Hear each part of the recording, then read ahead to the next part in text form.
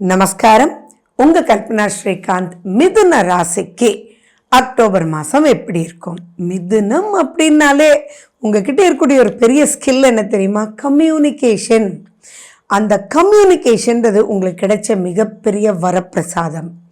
அந்த கம்யூனிகேஷன் நீங்கள் நினச்சிங்கன்னா எக்ஸ்ட்ரீம் நெகட்டிவ்க்கும் எடுத்துகிட்டு போக முடியும், எக்ஸ்ட்ரீம் பாசிட்டிவ்க்கும் உங்களால் எடுத்துகிட்டு போக முடியும். ஸோ இந்த மாதம் உங்களுக்கு நிறைய குதூகலமான மாதம் பல ரூபத்தில் இருக்குது. சில விஷயம் கொஞ்சம் எச்சரிக்கையாக இருக்கணும். அந்த சில விஷயம் என்னன்றது உங்களுக்கு கடைசியாக சொல்கிறேன். அதே மாதிரி இந்த தடவை உங்களுக்கு வரக்கூடிய சந்திராஷ்டமத்தின் போது ரொம்ப ரொம்ப எச்சரிக்கையாக இருக்கணும் உங்களுடைய கம்யூனிகேஷனில். சரி, அது ஒவ்வொரு செக்மெண்ட்டாக நம்ம எப்படி இருக்குது அப்படின்னு பார்க்கறதுக்கு முன்னாடி happy Vijayadashami and happy enjoyable Deepavali. So இப்போது ஃபினான்ஷியல் ஸ்டேட்டஸ் அப்படின்றது பார்க்கும்போது, ஃபினான்ஸ் அப்படின்னு வரும்போது அங்கே குரு தான். விரயஸ்தானத்தில் குரு இருக்கார், ஆனால் அவர் வக்கரம் பெறார். அதே மாதிரி உங்கள் தனஸ்தானம் அப்படின்னு சொல்லக்கூடிய குடும்பஸ்தானம்னு சொல்லக்கூடிய இடத்துல இப்போ எம்டியாக இருக்குது. 20ஆம் தேதிக்கு மேலே செவ்வாய் வரார். நீங்கள் எதில் எச்சரிக்கையாக இருக்கணும்னா, செவ்வாய் 20ஆம் தேதி வரைக்கும் உங்கள் மிதுனத்திலேயே உட்கார்ந்துருக்கார். அப்புறம் 2ஆம் வீட்டுக்கு டிராவல் பண்ணுறார். ரொம்ப ரொம்ப ரொம்ப ஜாக்கிரதையாக இருங்க உங்களுடைய வார்த்தைகளில். அங்கே வெறுப்போ கோபமோ ஏற்பட்டால் அங்கே மிகப்பெரிய பிரச்சனையை நீங்கள் சந்திக்க போறீங்க அப்படின்றது ஞாபகம் வச்சுக்கோங்க. நீங்கள் எந்த ஒரு பாயிண்டாக இருந்தாலும் புரிய வைத்தல்ன்ற நிதானம் மட்டும் வேணும். அந்த செவ்வாய் உங்களை சீண்டினாலும் உங்களுக்குள்ள ஒரு கண்ட்ரோலிங் கெப்பாசிட்டியை கொண்டு வந்துருங்க. ஏன்னா 3ஆம் வீடு அப்படின்றது சூரியனுடைய வீடு. அவர் 17ஆம் தேதி வரைக்கும் 4ஆம் வீட்லேயும் பிறகு 5ஆம் வீட்லேயும் இருப்பார். அப்போது நீங்கள் நல்லது பண்ணுறதா நினச்சி வார்த்தைகளை விட்டீங்கன்னா உங்களுக்கும் உங்களுடைய ஃபேமிலிக்குமே நெகட்டிவ் சென்ஸ் வந்துடும்.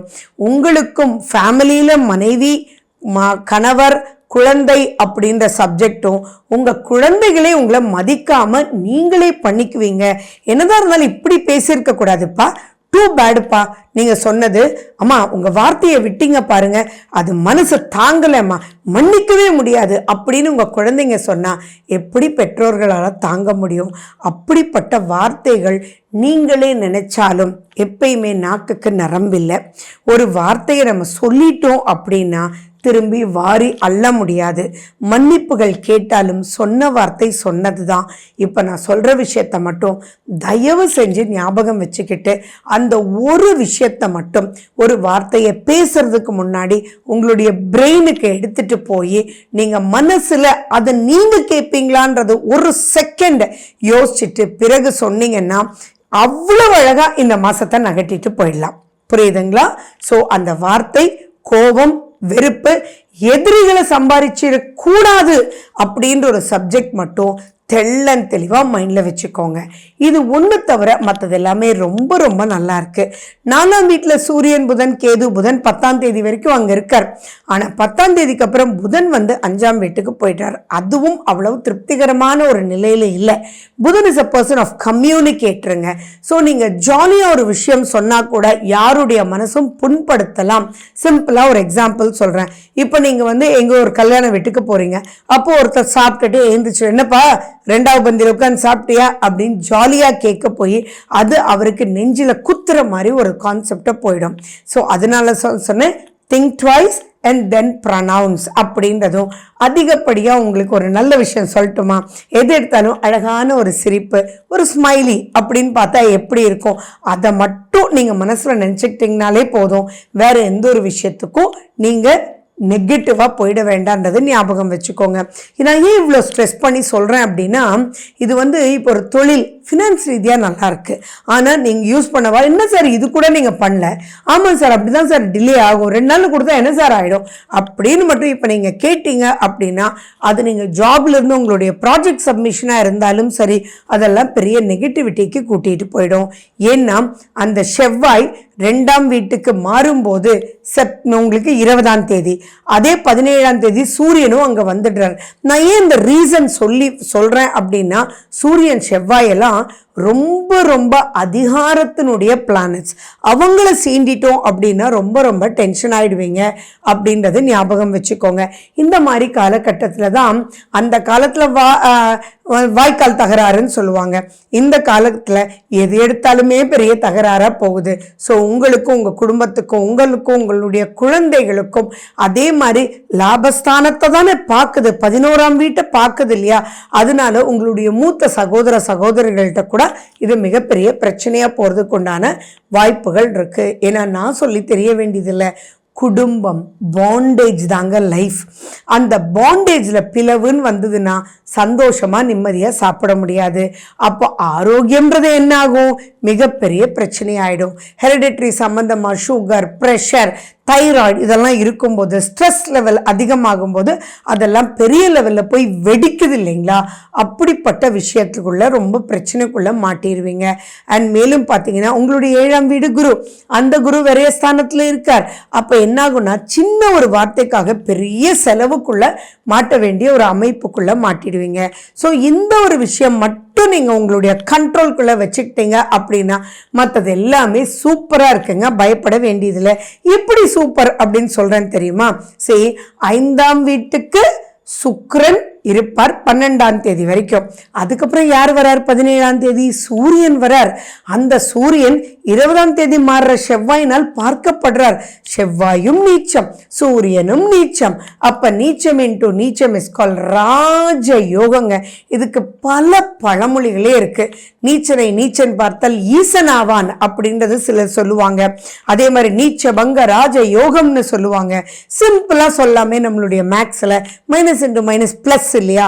அப்ப அந்த பிளஸ் வந்து செவ்வாய் சூரியனால வருது அப்படின்னா என்ன அர்த்தம்? போராட்டம் எல்லாம் பொடி பொடி ஆயிடுங்க. அதுக்கு வேண்டிய ஒரே ஒரு டெக்னிக் என்னன்னு பல தடவை சொல்லிட்டு திரும்பி சொல்லக்கூட விரும்பல. பட் ப்ளீஸ் அதை வந்து நீங்கள் மெயின்டைன் பண்ணுங்கள். சரி, எந்த இடத்துல நீங்கள் எச்சரிக்கையாக இருக்கணும்? வெயிட் பண்ணுங்கள், லாஸ்ட்டில் சொல்லுவேன். அந்த நாட்களில் ரொம்ப ரொம்ப நீங்கள் எச்சரிக்கையாக இருக்கணும். இந்த காலகட்டத்தை பல ரூபத்தில் யூஸ் பண்ணணும்னு சொன்னேன் இல்லையா? என்னென்னா, யாரெல்லாம் லைசன்ஸ் ரெனியூவல் பண்ணணுமோ அவங்கெல்லாம் ரெனியூவல் பண்ணிவிடுங்க. கவர்மெண்ட் சம்மந்தமாக டாக்குமெண்ட்ஸ் மூவே ஆகலை, ரெஜிஸ்டர் பண்ணவே முடியல.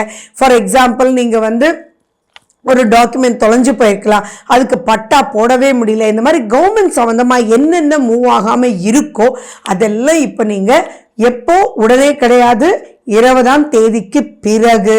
Please note the point. இதெல்லாம் தான் வந்து நீங்கள் மாத பலன் பார்க்கறதுக்கு உண்டான இம்பார்ட்டன்ஸ். ஸோ அப்போ வந்து ஸ்டார்டிங்கே அக்டோபர் மாதம் சொல்லிட்டாங்களே மேடம் நான் போகிறேன் அப்படின்னா நடக்காது. 20ஆம் தேதிக்கு பிறகு கவர்மெண்ட் சம்மந்தமாக நீங்கள் எடுக்கக்கூடிய அனைத்து ஸ்டெப்ஸும் உங்களுக்கு ஃபேவரபுளாகவே இருக்கும். ஸோ அந்த 17 சூரியன் தான் வராரு. 20ஆம் தேதி மேலே செவ்வாயினுடைய பார்வை படும்போது நீங்கள் அனைத்து ரூபத்திலையும் சூரியன் என்ன லீடர்ஷிப். ஸோ உங்களுக்கு ஒரு ப்ரமோஷன் வேணும், கவர்மெண்ட் சம்பந்தமாக அந்த ப்ரமோஷன் அப்ளை பண்ணி வேண்டிய இடத்துக்கு போகணும். இந்த காலகட்டத்தை நீங்கள் யூஸ் பண்ணிக்கோங்க. அதே மாதிரி செவ்வாய் நிறைய போராட்டமாக இருக்குது. அந்த போராட்டத்துக்கு ஒரு லாயர் மூலியமாக நீங்கள் வந்து ஜஸ்ட் ஏதாவது பண்ணி ஜெயிக்கணும் அப்படின்னா அந்த காலகட்டத்தை யூஸ் பண்ணிக்கோங்க. அண்ட் குழந்தைகளுக்கும் நிறைய விஷயங்கள் இப்போ உங்களுக்கு புரியக்கூடிய ஒரு கான்செப்ட் ஏற்படும். சரி, இதெல்லாம் இன்னும் நல்லா பண்ணிக்கிறதுக்கு நம்ம என்ன பண்ணணும் அப்படின்னா, நிறைய ஸ்தானத்தில் குரு இருக்காரு இல்லையா? அந்த குரு உங்களுடைய 6ஆம் வீட்டையும் பார்க்குறாரு இல்லையா? அப்போ சித்தர் வழிபாடு, மகான்களுடைய வழிபாடு உங்களுக்கு நிறைய ப்ளஸ். சூரியன் செவ்வாய் அது எந்த ரூபத்தில் இருந்தாலும் வழிபாடுகள் பண்ணுங்க. உங்களை நிதானமாக்கிக்கிறதுக்கு சின் முத்ரால ஜஸ்ட் லைக் தட் ஒரு 5 minutes நீங்கள் உட்காருங்க. ஆட்டோமேட்டிக்காக கம்யூனிகேஷன் ஸ்கில் உங்களுக்கு வர மாதிரி யாருக்குமே வராது. ஸோ அதில் பல ரூபத்துலையும் நீங்கள் ஜெயிச்சிடலாம்.